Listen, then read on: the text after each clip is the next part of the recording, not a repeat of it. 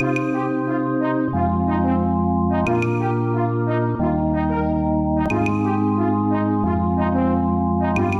back to the David Pakman Show. Dave, Yes. to the bonus show. This is fantastic. I feel like I'm turning into Captain Planet. Twice in 1 month now, I've sort of had, I guess what you would call an altercation or an exchange of some sort with littering pedestrians on my way into work. Right. This time there were words exchanged. I'll get to that later. It's Please, a good one. First, I saw this interesting article on Gizmodo asking if sperm banks are in the business of eugenics. And we've discussed things about sperm banks in the past. They can be very selective of their donors. But now a prominent sperm bank in the UK is under investigation after turning away donors with dyslexia and other, I guess what you could call questionable characteristics. Whatever that means. Britain's Human Fertilization and Embryology Authority, which regulates sperm banks, has launched a review of the London Sperm Bank. That's what it's called, London Sperm Bank. After being alerted to its practices by The Guardian. A lot going on here. So they are turning away people with dyslexia, other common conditions, ADHD, ADD, things like that, and conditions it describes as neurological diseases. So there's a pamphlet, they have here the book, reasons why a man cannot be accepted as a donor. Some of these include severe obsessive compulsive disorder. They are being very, very selective here. This article, and perhaps The Guardian, points out that they are even denying people who have conditions that are either extremely, extremely loosely linked to genetics or not linked to genetics at all. And I guess some people think it's absurd that ADD, OCD, and dyslexia are on the list. Well, so let's break this down into its component parts.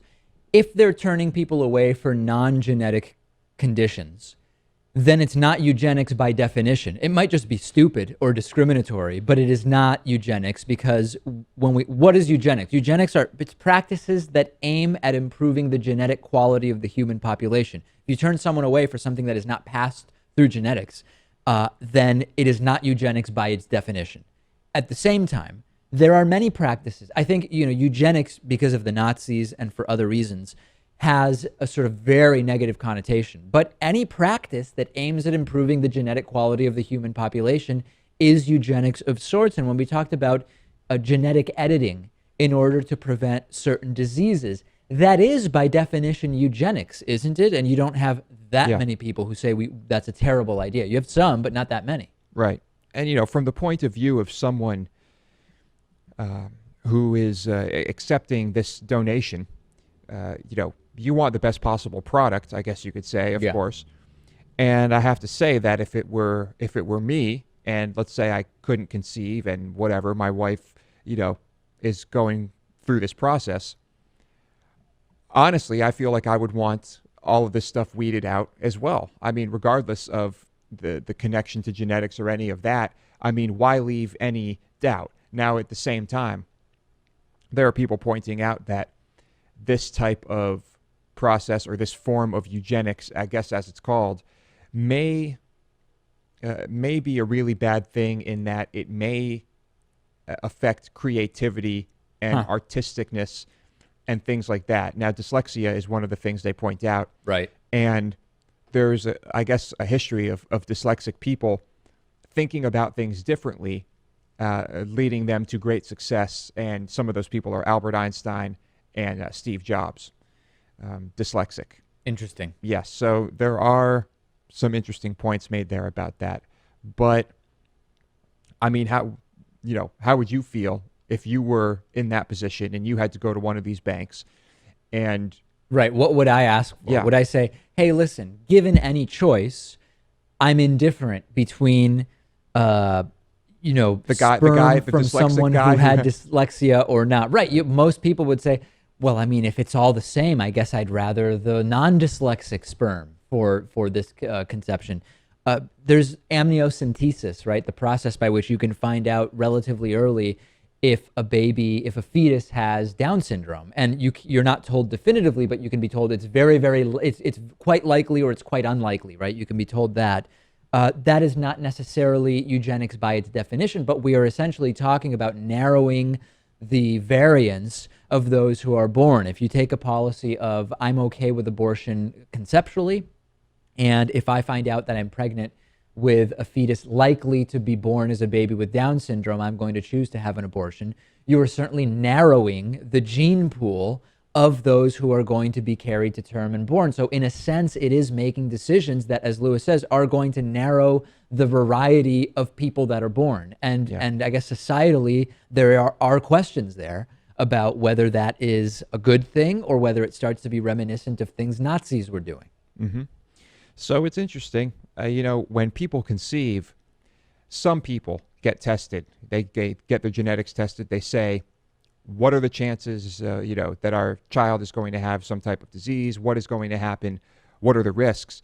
Most people don't do that. I mean, most people are completely rolling the dice. And you're saying with regard to choosing to get pregnant, I'm just talking about like the disease risks or the genetic disorder risks. Right. Although increasingly people are doing amnio and finding out how likely it is that the fetus that is already in the mother has certain conditions. That is increasingly common. But I've never heard of people sitting down and saying, listen, we should first evaluate our genetics to decide whether we should even try to have a child. I've never heard of people doing that, although I'm sure it happens. Yeah, and then you have people who have family histories. Sometimes both sides of the family will have histories of whatever, and people will just decide not to have children, or they'll go through the testing because it's just that obvious. But anyway, I would say that as a business decision, I understand what the bank is doing here.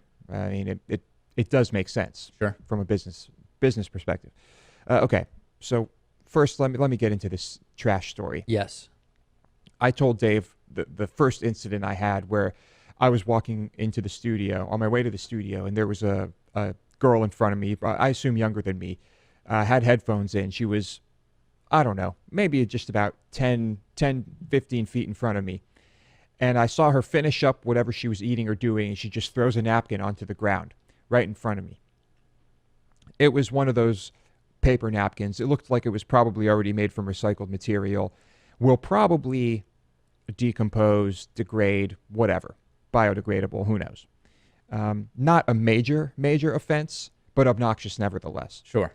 So as I'm walking by her seconds later, I just look at her and I give her the meanest look I can possibly give anyone. As you're passing her? As I'm passing by. And a look that I give her for several seconds as I'm passing by. And I just assume she got the idea. She didn't say anything. I didn't say anything. It looked like she felt a little uncomfortable. Maybe I got the point across. Maybe she thought I was just a psycho. I don't know. Could be. And I told Dave about that. And today, there was a much bigger infraction, if you will. Mm-hmm. Two guys that are approaching me. And I think I've walked by these guys before. Interesting. On my way to work, which means I'll probably walk by them again. Right. One of them is holding a big plastic Dunkin' Donuts cup, which for some reason is inside of a big styrofoam cup. And he just puts it on kind of like a brick or stone thing just on the side of the road, next to the sidewalk as he's walking. And I stop at it when they've already passed me. And I look at it and I look at them and I think, what the hell? I'll pretend I'm Captain Planet here. And I pick it up and I yell, I go, hey, it was much louder than that. I had to get their attention. And I start walking towards them. They turn around? They turn around. And one of them is standing to my right, and the other one I'm standing right in front of, which is the guy who put the thing down. I would say these guys are younger than us, a bit younger than us probably. And physically bigger, smaller? I mean, I was taller than both of them. The other guy was closer to my height. The one I was talking to was pretty short. Okay. Certainly not physically imposing or menacing in any way, either one of them. Okay. Maybe I would have thought twice if this was some monster monster motherfucker who could have just, folded me into a ball. This is the best. But so I look at him and I say, "What the fuck is this?" I'm clearly agitated, and he starts trying to act tough right off the bat, and he's like, "Yeah, so what? What about it?" But he's clearly uneasy, you know. And I don't back down at all. Like if these guys want to throw down, I'm more than willing to. At this point, I'm invested. Yeah. And so I'm like, "What do you just leave trash around? Why did you leave this over there?"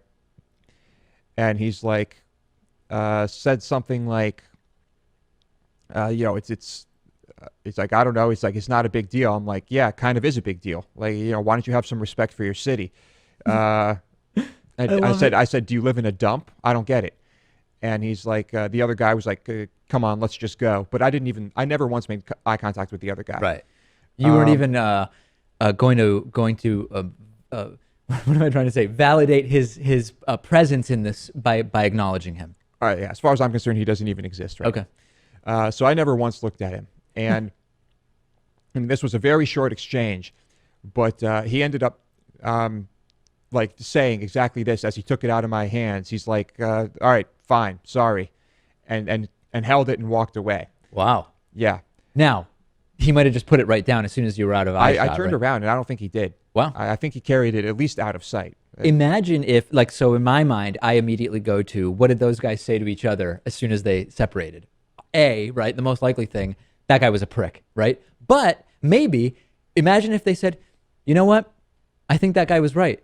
I really don't think that it's respectful to my city to leave trash around. This is styrofoam and it's not biodegradable, and I need to be more careful about what plastic. I'm doing." Incredibly unlikely that that's what happened. Styrofoam and plastic. But maybe I made him think about it. Yeah. I'm hoping he's thinking about it. What I should have said was, "Would you leave this on your front lawn?" or something like that, But I was so fired up that you don't choose your words as carefully in a situation like that. Your mind is racing. Lewis goes from litterer as a child to litter police as an adult. Yeah, of course. I littered. I was like 12, but you grow up.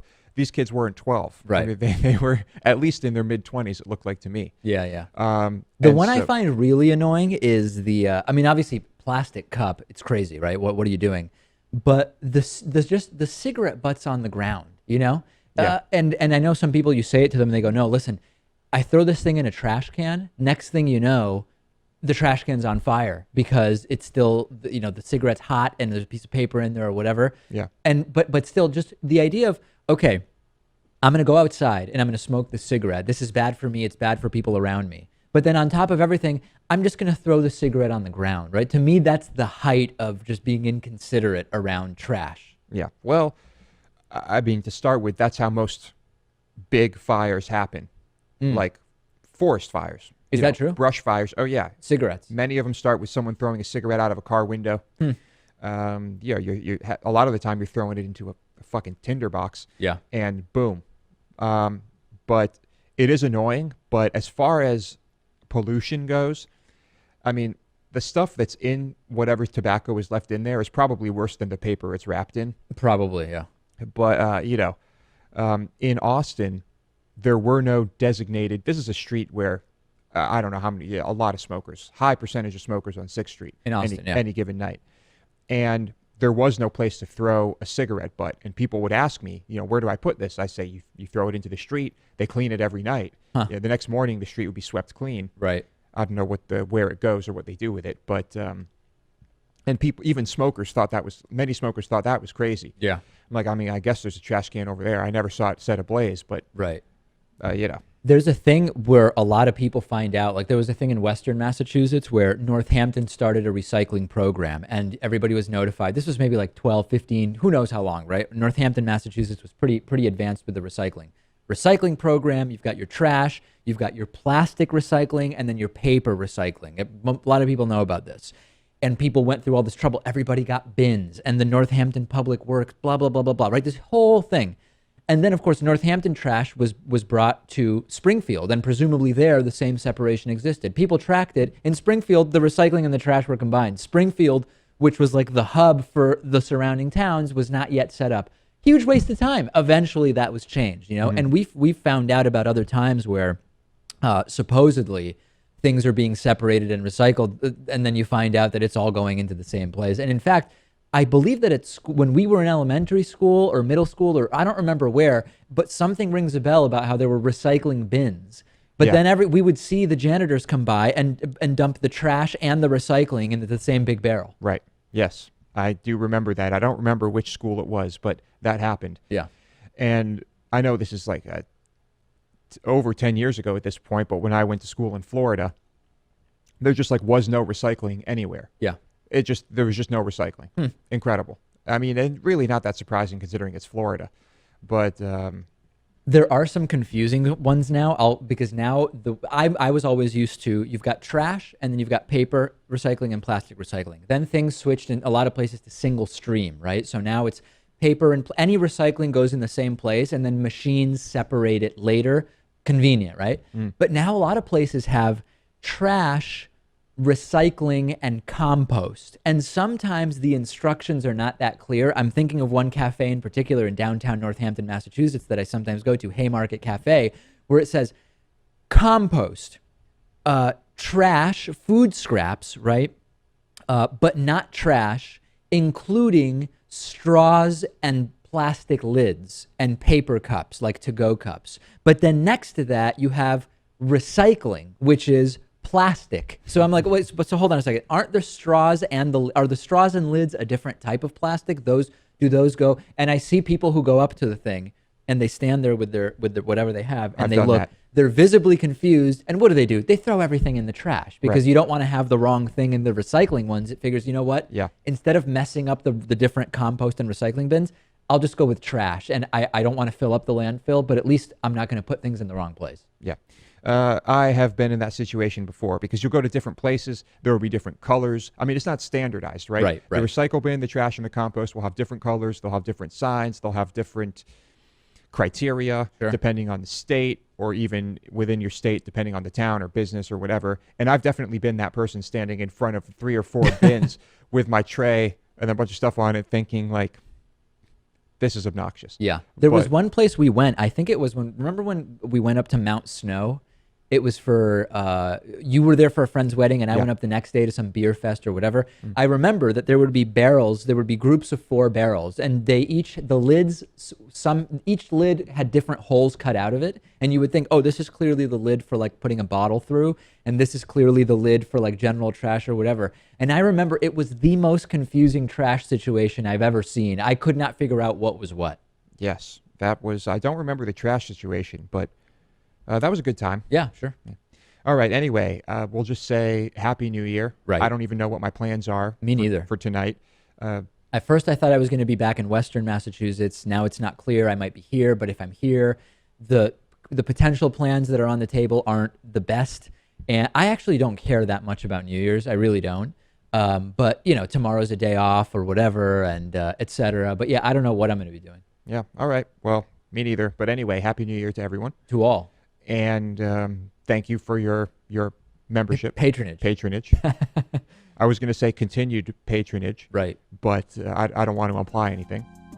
Next week you may see Dave's hair and you think I just can't be a member anymore. And you, out of your 2 million memberships, you were actually going to cancel like 100,000 of them, right? It's just been too much hand managing them all. Yeah. I've outsourced it to India and China, and it's too much. Happy New Year. Thank you. The David Pakman Show at davidpakman.com.